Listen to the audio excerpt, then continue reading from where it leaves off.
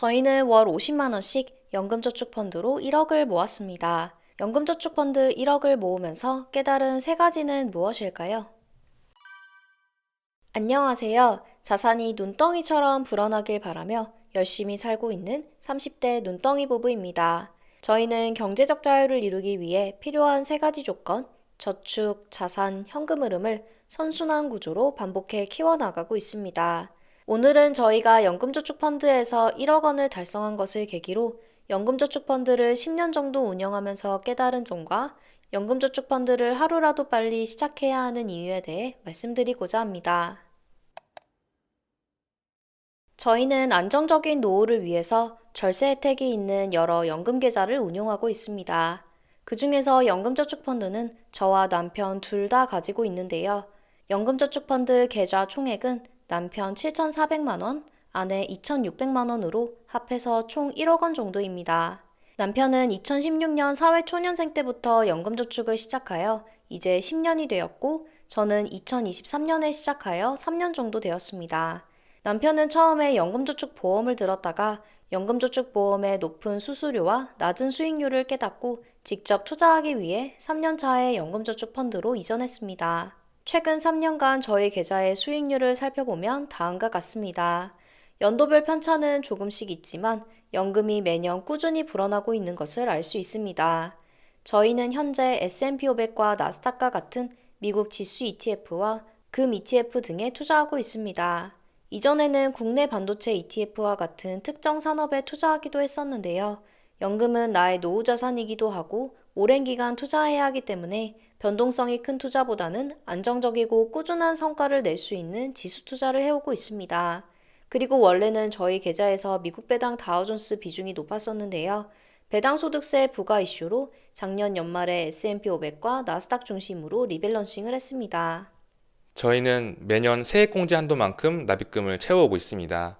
2022년까지는 세액공제 한도가 연 400만 원이었기 때문에 월 34만 원을 납입했고 2023년부터는 연 600만 원을 채우고 있습니다. 저희는 월급이 들어오면 제일 먼저 연금저축 펀드로 각자 50만 원씩 이체를 해서 매월 적립식으로 투자를 하고 있습니다.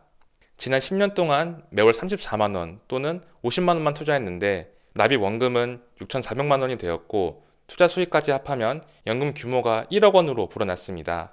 이대로만 계속한다면 저희의 연금저축 펀드는 5년 뒤에는 3억, 10년 뒤에는 5억, 20년 뒤에는 10억 원으로 불어날 것으로 예상하고 있습니다.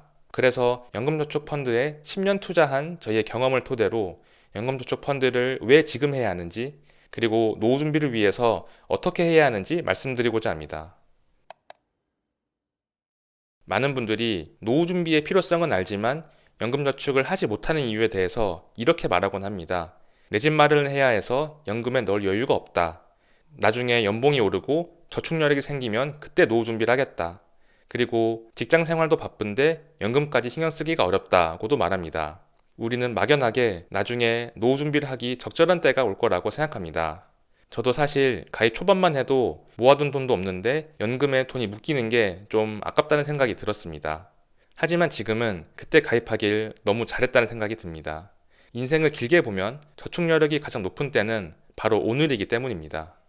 우리가 시기별로 겪는 여러 이벤트를 살펴보겠습니다. 이 그래프는 생애 주기별로 소득과 지출에 따른 저축 여력을 보여줍니다. 취업을 한 후부터는 30대까지 소득은 크지 않지만 부양해야 할 가족이 적고 생활 구조가 단순해서 저축이 가장 잘 되는 시기입니다. 그런데 40대가 들어서면서 연봉은 오르지만 지출이 그보다 더 빠르게 늘어납니다. 자녀가 생기면 자녀 양육비가 본격적으로 들어가고 부모님 병원비나 생활비 지원까지 겹치기 시작합니다. 이 시기부터는 돈을 저축한다는 개념보다는 늘어나는 지출을 감당한다는 개념으로 바뀌고 저축 여력이 줄어들기 시작합니다. 그리고 60대 전후로 근로소득이 줄어들거나 끊기면서 모아둔 돈을 쓰게 되는 적자 구간에 들어가게 됩니다. 이때 미리 노후 준비를 해놓지 않았다면 후회하는 시기가 올 수밖에 없습니다. 이러한 생애 주기와 인생의 이벤트를 봤을 때 연금저축펀드는 여유 있을 때 나중에 해도 되는 것이 아니라 저축 여력이 큰 지금 바로 시작해야 하는 것입니다.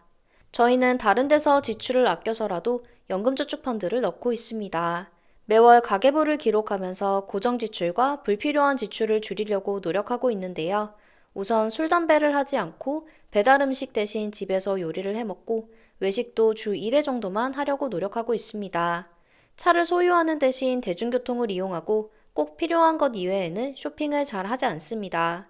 그리고 월급이 들어오면 선저축, 후지출하는 습관을 유지하고 있습니다. 투자를 먼저 하게 되면 자연스럽게 남는 돈으로 생활하게 됩니다. 저축 여력을 만들 수 있을 때 하루라도 일찍 연금저축에 투자하는 것이 필요합니다. 혹시 이런 생각 해보셨나요? 나는 언제까지 회사를 다닐 수 있을까?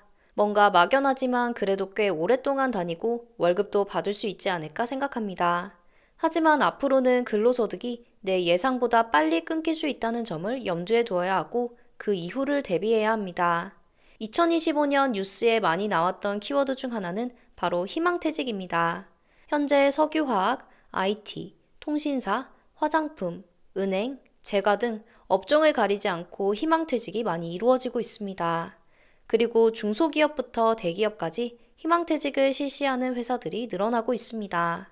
업계 상황이 어려워지면서 회사들은 인건비부터 아끼려고 합니다.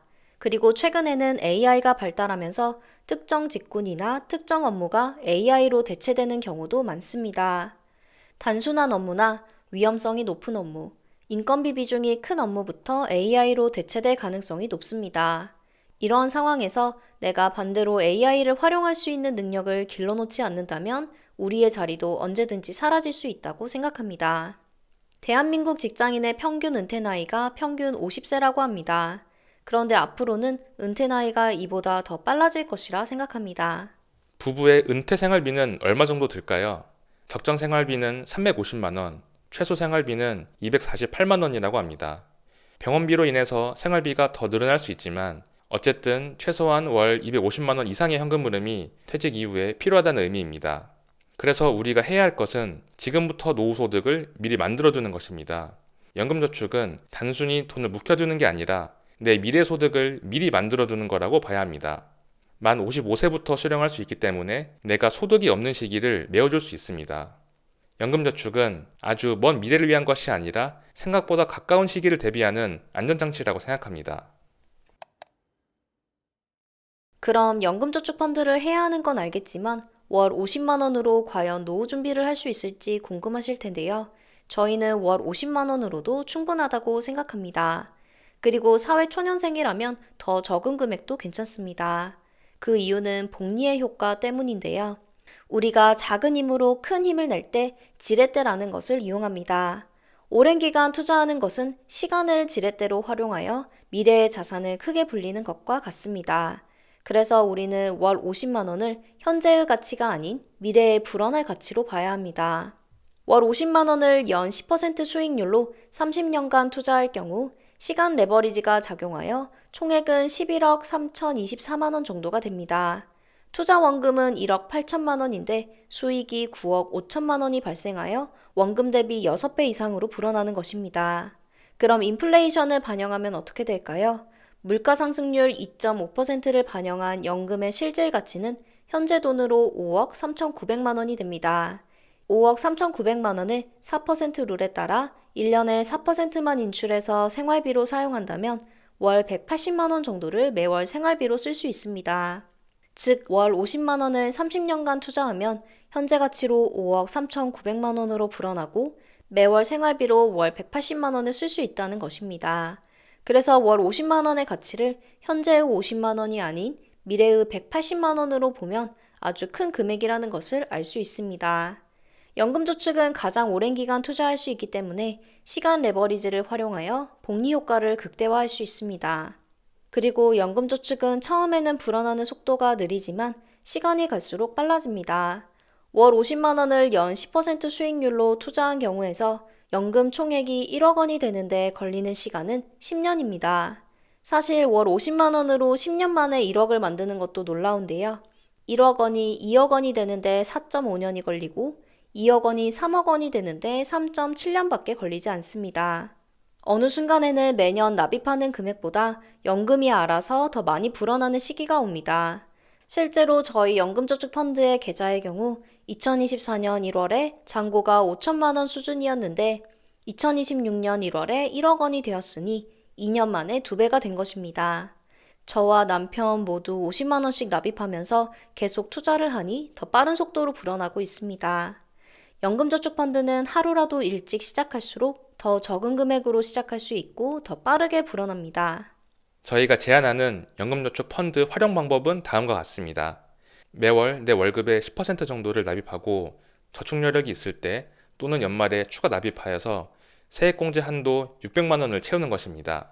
이렇게 연금저축 펀드를 활용하면 연소득에 따라서 13.2%에서 16.5%의 세액공제를 받을 수 있습니다. 즉 13.2% 혹은 16.5%의 수익률이 기본적으로 나는 계좌라고 할 수 있습니다. 그리고 계좌에서 나스닥 100, S&P 500과 같은 미국 지수에 적립식으로 투자하면 연금을 꾸준히 불릴 수 있습니다. 연금저축 펀드에 대한 상세 정보는 저희가 이전에 올린 필수 절세계좌 4종 영상을 참고하시기 바랍니다. 저희 영상을 시청하시는 모든 분들의 자산이 눈덩이처럼 불어나길 응원합니다. 지금까지 눈덩이 부부였습니다. 감사합니다.